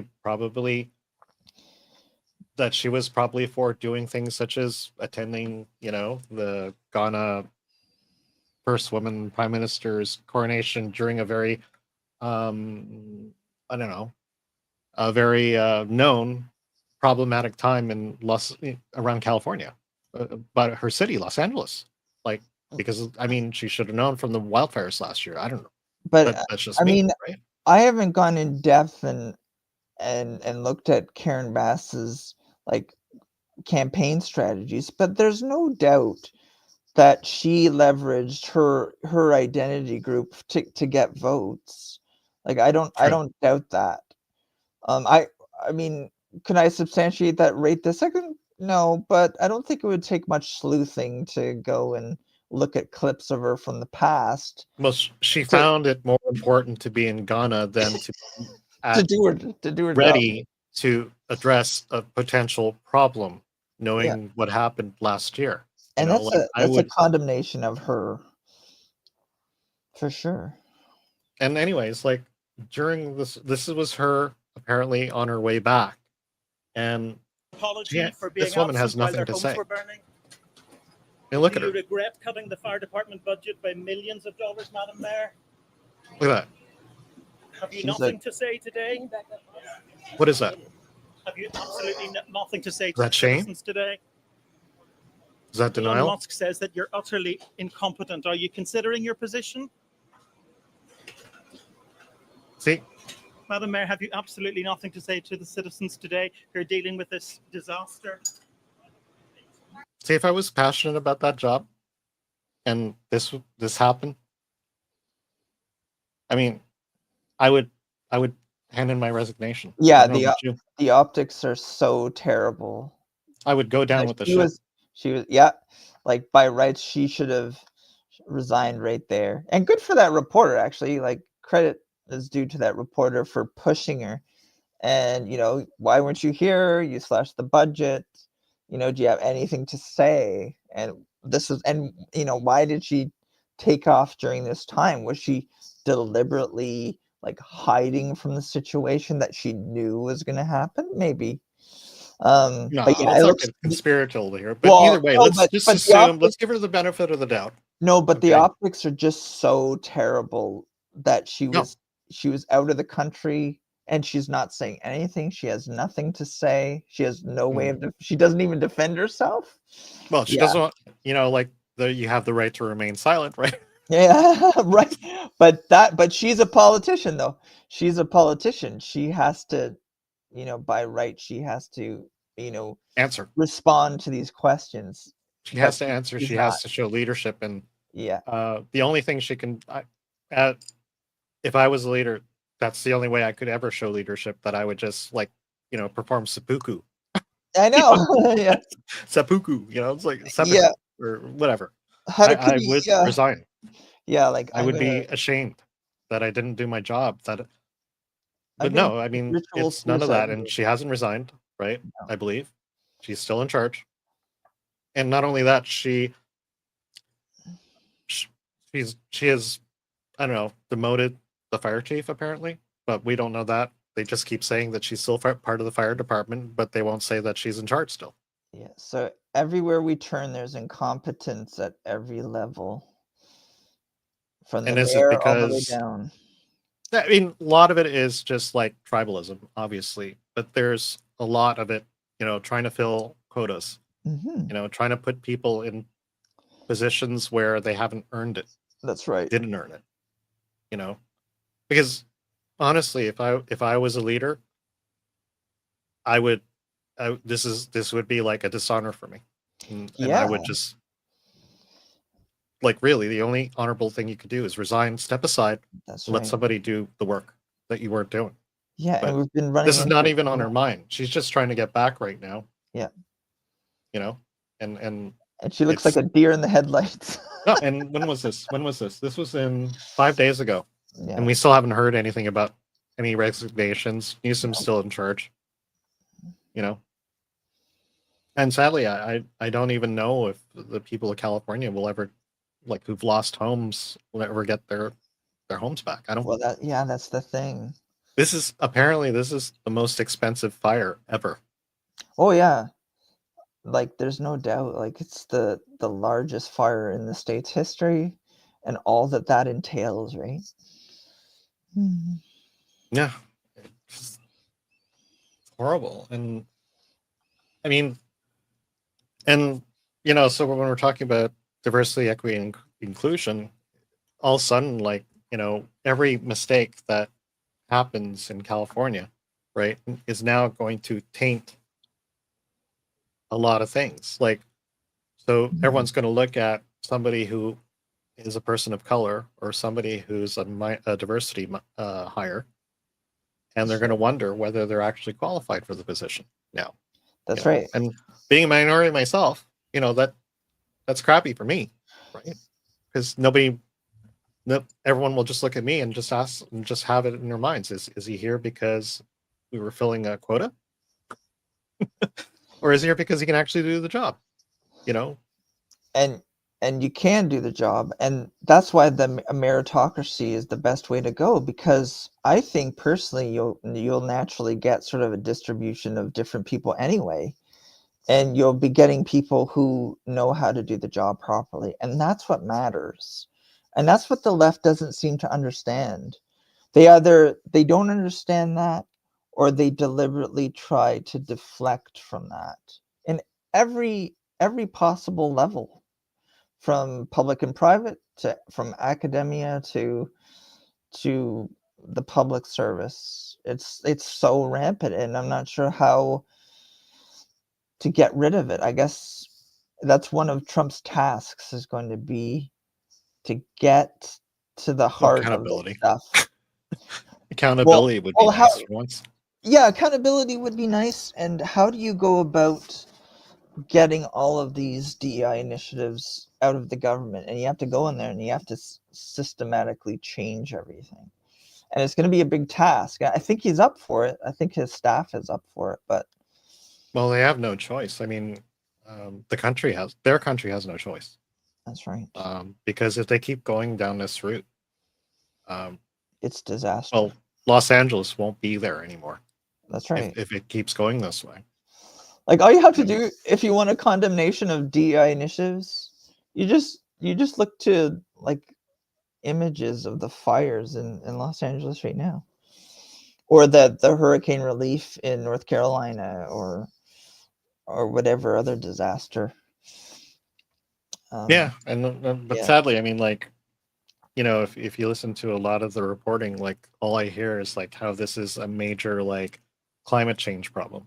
Yeah, and that's like, no, I don't think so. And that's the propaganda. It could have been. I think it could have been prevented. You know, especially if you like from the scenes we're seeing earlier of like fire trucks being offline. That many fire trucks in the boneyard, right? Not that it even mattered, because here's the other thing about reservoirs: people think it's just a source of water, right? Yeah. But the problem with having reservoirs on top of a hill empty, right, is that you might have water in those reservoirs, but if it's not at the level that they're supposed to be at, then the pressure by the time it gets to the bottom of the hill, where the fire trucks need basically pressure from the fire hydrant to push the water through the engine and the hose and into the fire. Yeah. So the problem with keeping these reservoirs really low is that, and especially since they draw from the reservoir, is that when they run out, you might have a ton of water there, but you now don't have enough pressure to push it through the engine. That's right. And here's the other thing. I think I saw the other day there was a viral video of firefighters had basically gone into a shop and found these leather purses, and they were filling them with water. Yes, that's right. And walking them, you know, the past, but there's only two people just trying to dump water from these bags onto whatever fire they could put it on, because there wasn't enough pressure to push it through the engine. Yeah. And that's something that Miss $700,000 should have known. Yeah. You know? And it's so pathetic, because like purses and like people throwing these purse full of water over a wall. It was like so awful. And the other thing that we were going to talk about that I think is a good counterweight to some of those climate change arguments is the arsonists. I mean, there have been these arsonists that have been running around setting fires throughout Los Angeles, and we're like, well, where did they come from? Who are these people? You know, right. Well, the one that they caught apparently was an illegal immigrant. Yeah, and I'm not sure if it was the same guy, but the one guy was an illegal, and he had like this prepaid debit card. And it's like, whoa, but how did he get that? Like, who's responsible for funding these guys? Well, that's all the other policies and other things that's going wrong, especially stuff about immigration, trying to basically get all these immigrants to fill a certain area to turn a tide on how a state is voted in. Yeah. But that's all tribalism, is not really DEI, other than the fact that they're hiding the fact that they're not very forward about the fact that he was an illegal immigrant. Yeah. You know, and if you look at him, he definitely doesn't look white. No. So, but they're hiding all that. On that score, Mike, I just reposted that news link for the mugshots, just in the this one, of the guys, because I think a lot of them are looters and arsonists, and that's the one. Yeah. And you can the latest mugshots won't surprise anyone, of course. That's right.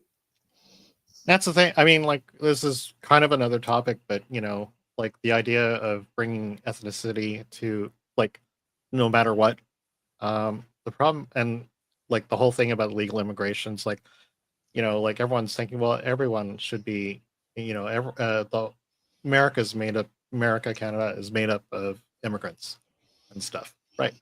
And it's like, yeah, legal immigrants, not illegal immigrants, because the problem with illegal immigrants is that they're not here for the country. They're here for themselves. They're here for the free stuff that country is giving them. Because, like you said, the dude had a debit card from the government. Because apparently that's what they're doing when they illegally cross now, is that they come across, they get processed, they're given a court date to appear, and they're given phones and money from some debit cards. Yes. They come here and they have no intention of contributing to the country. And it would be nice to delve into some of that stuff, because a lot of these guys are getting funding from our governments for sure, and also these NGOs that are, sponsoring these guys. Like when we talk about these, trans-global NGOs that also tend to dip their toes into funding these guys, giving them money. And that's interesting. Like some of that might come out eventually. And it turns out that these guys, there's been looters, there have been arsonists that have been caught on camera that are causing mayhem for whatever reason. Well, And there's it's even a all report very of a dodgy. guy who dressed up as a fire chief to loot the homes. Apparently, Oh, okay. I saw that the other night. Interesting. Of course, everyone's now taking it. Then there's a whole looting thing happening now. Yep. And I mean, we're not talking about, like the LA riots kind of looting. We're talking about like now you have a large population of illegal immigrants, and apparently they're doing a lot of the looting now. Yeah, that's right. And they're coming into these areas that have been vacated. People have fled, obviously, and they're just taking what they can get. Right. Yeah, it's all very sad. It is. And, I've got family in California. I don't know actually if any one of them has lost any of their homes yet, but I haven't seen anything about it. Mm-hmm. But I mean, like, I remember last year when I think my cousin's daughter had made a comment about seeing the smoke or the glow of the wildfires then. No, so like this isn't a problem that just popped up. Yeah. And when you're so focused on like filling quotas and not actually doing your job, we get this happening. That's right. People are not doing the job they're hired for. They're being paid lots of money to do these jobs because they're a special hire, and they don't actually do the job at all. And a lot of people die, and a lot of property is lost. And because of tribalism, we don't know if the people who have lost their homes once again will ever get them back. I think I saw something recently. I think you had posted recently the one about was it Gavin Newsom talking about rebuilding already? Oh yeah. You have that one? Oh, I think. Oh, I'll have to. It was a clip that I forgot to post it, but he was talking about building back better. Right. Actually, let me see if I can find it. I think it's Gavin Newsom build back better, right? Yeah.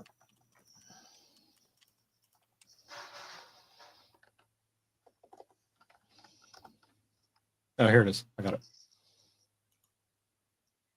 This one, I believe.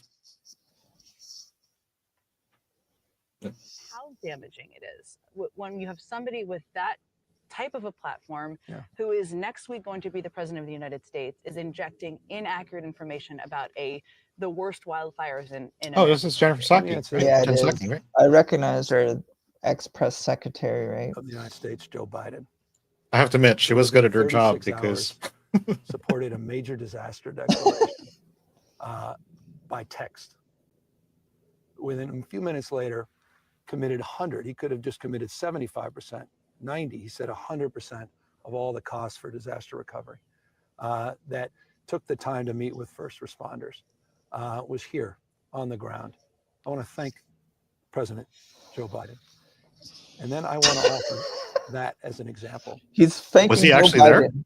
I don't know. Presidential leadership, a president of the United States of America, being here for the American citizen. He Oh, didn't this ask is me, because is Trump this a had basically conservative called him part, out, right? Of California, Yeah. Altadena? So he's hitting They- back, I mean, right? what, he didn't ask for his staff to look at the last election and see how many were for Kamala or how many were for Oh, here it is. Sorry. Donald Trump. It's this one we should be looking at. This one over You here. got Yeah, that's okay. This is already going to be the most costly outbreak of wildfires in American history, and you're going to need a tremendous amount of resources. You called a special session of legislature back in yesterday to hopefully sign into law new funding, additional funding for wildfires in the next couple of days. And just to be clear, because this is an area where there's been a little bit of misinformation, you want that wildfire disaster relief funding to go forward on its own as quickly as possible. 100%. Yeah. Unlike what's happening in the federal government, where they're trying to condition the debt ceiling to disaster recovery for Americans in the state of California, we'll never condition any of that. It has to be clean, $2.5 billion, let it go. And that's just a down payment. That's just an immediate down payment with all the other support from the SB. See, this is the bullshit part. Is that, Is it ever? you know, like he fucks up. He's totally incompetent. This happens. And now he's asking the rest of the country to pay up or to help pay up. Yeah. To foot the bill. And he's for his talking incompetence. about, yeah, and he's deflecting and he's blaming Trump for talking about the debt ceiling and the national debt rather than, he's never going to address the fact that he has mismanaged the situation, is like decisions he took, funding he cut, like that's the reason. Well, Yeah. that's the thing about like these. He's not a DEI hire, but the problem is that when you're not passionate about your job, you get people like this. Yeah. You know, who like screw up and they don't admit to their own problems, and now they expect everybody else to pay for their problems. You know, And he's a guy that has presided over the destruction of California because of all of this all these left-wing initiatives, right? So he's part of the same boat as far as I'm concerned. True. Like he's responsible. And he's just deflecting here. well, yeah. I mean, like I think you had mentioned the other day, like how even like what the Canadian firefighters are now coming down to help out. Yeah, that's right. Like in a show of solidarity, like one of the water bombers that got hit by a drone the other day was flying these like these a drone, missions. like those drones they've been talking about that have been Yeah. like, mysteriously appearing. It's like, seriously?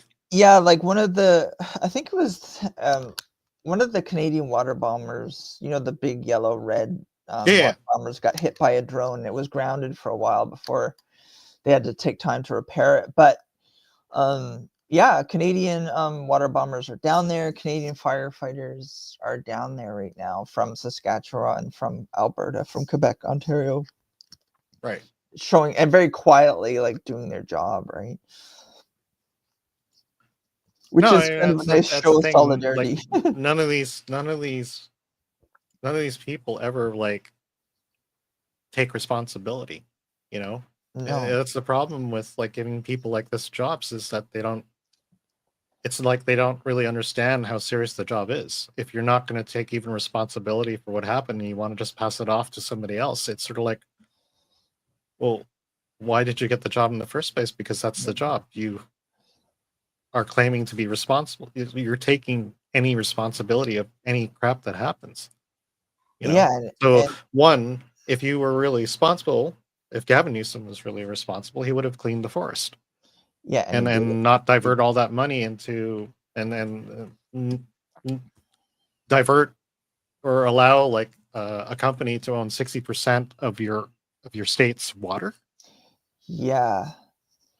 And you know, and it raises the question, like, if you're there and you're incompetent and you're so bad at your job, why are you there? And why won't you resign? Are you there for nefarious reasons that we don't know about? It raises those questions. But I mean, I'm speculating again, but No, yeah, but and nothing it's either adds, that, nothing adds it's up. either to it. that, or people are so blind to the problem itself. Like, that is a possibility that these people are all idiots. Yeah. You know, It's not a good situation where we have a choice between idiot incompetence and people who are evil. well, And, going back to the EI, the problem with being, I think the problem with the EI is that you basically get people like this who aren't about the job itself. And when No. it comes to actually take responsibility, they don't have the heart or the passion to do it. No. And they'll just either schlep off like he does, or stand silent like Mayor Bass, or be like that firefighter and say, you know, this is not even my responsibility at all. I'm here to comfort people and not actually put out the fires. And it's like they don't even understand the importance of the job. Yeah, because they it's don't. not their focus. They're an empty suit. They're just a face that has no ability, no competency, and that's why we're in the mess we're in. It's like Trudeau, right? It's like Biden or Trudeau, that there's Trudeau, for instance, and you know, Newsom comes across as like a self-deluded narcissist as well, who's just there, he's only there for optical reasons and for implementing the leftist program. That's the only reason he's there. Right. Nothing about like safety of the people or the love of the people or love of the land or anything. It's just a job to them. And that's the impression that you get with all these leftists, that it's an elite at war with its own populace, or a government at war with its own people. That's the impression I get. Well, we're nearing almost the 2-hour mark. I think we should wrap it up. I think we've gone. I mean, we've talked a bit about the fires and the problems with DEI. We've brought in a little bit about how and why DEI gets pushed in. I mean, and the result. I mean, it's happening in real time. Like, this is the result happening right before us. You just need to watch the news. I mean, the problem being that we're not having people who are passionate about the job doing the important jobs where lives are really on the line. And now, what are we at? I believe I heard in one area there was 75 dead. In another area, I think Alameda, it's 101. I heard this morning. Yeah, and apparently you're right. Apparently it's increasing as Yeah, they find bodies in the wreckage and the debris and everything. Yeah, it's gonna be the casualties will go up and up and up in the coming weeks, and it's gonna be pretty brutal. But well put, Mike. Like, I think we covered a lot of ground today. I know we had some. We didn't go off the rails. No, we had a lot to talk about. We did. So we should probably mention next week we will not be on Hump Day at 420, obviously, for reasons. And that reason being, next week on Monday the 20th is Inauguration Day for the 47th President of the United States. And I think we're going to be covering it. We will. We'll be an hour early or an hour before. I believe the inauguration's 11 o'clock Eastern Standard. Yeah. So we'll be on just before it, and we'll talk a bit about the campaign, the presidential campaign of 2024. So we'll be talking about our favorite people again on the other side of the border. That's right. That being first Donald Trump versus Joe Biden, and then soon after Donald Trump versus Kamala Harris. That's right. So we'll be talking a bit about that and everything that has led to the inauguration, and we'll watch the inauguration together. We'll do some commentary, and that'll be our show next week. So only next week for obvious reasons.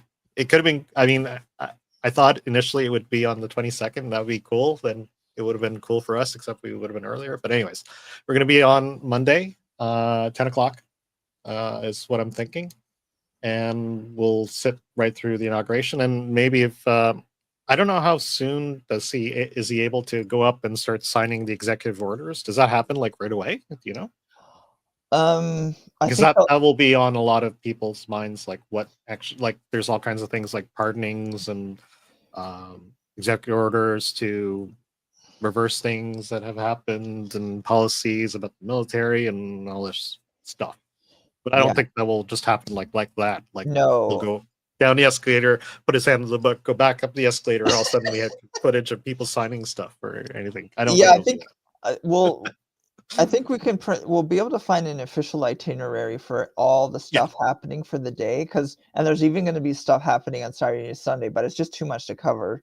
Right. Yeah, And we're going to focus on Monday, but maybe the executive orders, like day one, will be, on Tuesday, Wednesday kind of thing. And we won't have much of an agenda. It will just basically be one item, just basically talk about the election 2024. Yeah. And we can pick out faces in the crowd and it'll be fun. Yeah, it'll be fun. Watching the tears. But anyways. Yeah. It was shenanigans. It was so spectacular last time in 2016?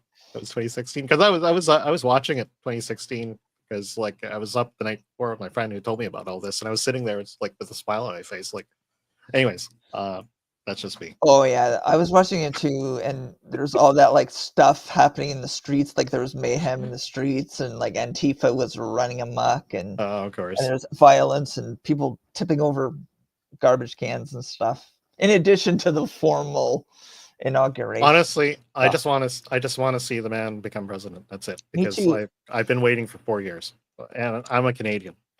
Me too, and to a lesser extent, I am looking forward to Carrie Underwood performing at the inauguration. Carrie Underwood? Yeah. You're a Carrie Underwood fan? No, I'm just joking. But she's going to be performing at the inauguration, and she's incidentally married to a former Ottawa Senator hockey player, Mike Fisher. Really? Yeah. Really? I didn't know that. Yeah. Is she? I know she's not Canadian because she's American. I watched her tour of American Idol. I watched that season of American Idol where she won. Or did she win? Oh, I don't know. Was she a second? Was she a runner-up? She was either a runner-up or she was the winner of that American Idol. But I remember watching her. I just know her like I just know her from being the girlfriend of Mike Fisher when Mike Fisher was here in Ottawa, and she would travel up and stuff. But anyway, they moved back. You're a lot more Canadian than I am. It's like I completely miss that. I just know her as an American Idol. So yeah, that's cool though. So once again, that's our second show. We'll be back on Monday, 10 o'clock, and not Hump Day 420. That will be the week after. We'll post a little agenda. Is there anything you want to share? Do you have a new Twitter you set up yet? I'm gonna get my new Twitter going, I promise. Okay. But I just want to say that was really fun. And we covered a lot of ground, and I'm looking forward to Inauguration Day on Monday. It's going to be fun. Me too. Just want to remind people, you can find the podcast on Facebook if you know me. On the Common Nonsense checkmark is under Hand of Infinity, which was my old Twitter account. And I've got the blue check mark for it, so I'm going to go with it. So if you want to find us on Twitter or watch the show on Twitter, you can. It's at Hand of Infinity, which is the blue check mark for the Common Nonsense. And the YouTube channel, the Common Nonsense YTC. If you want to watch anything about the podcast, there will be a playlist. It's usually the top one, and it'll be very clear. If you want to watch all our episodes in a sequence, you can just go there and play the list, or you can go to the playlist and play each one. We have episode 1, episode 2 will be up soon, and we have also episode 0 and -1.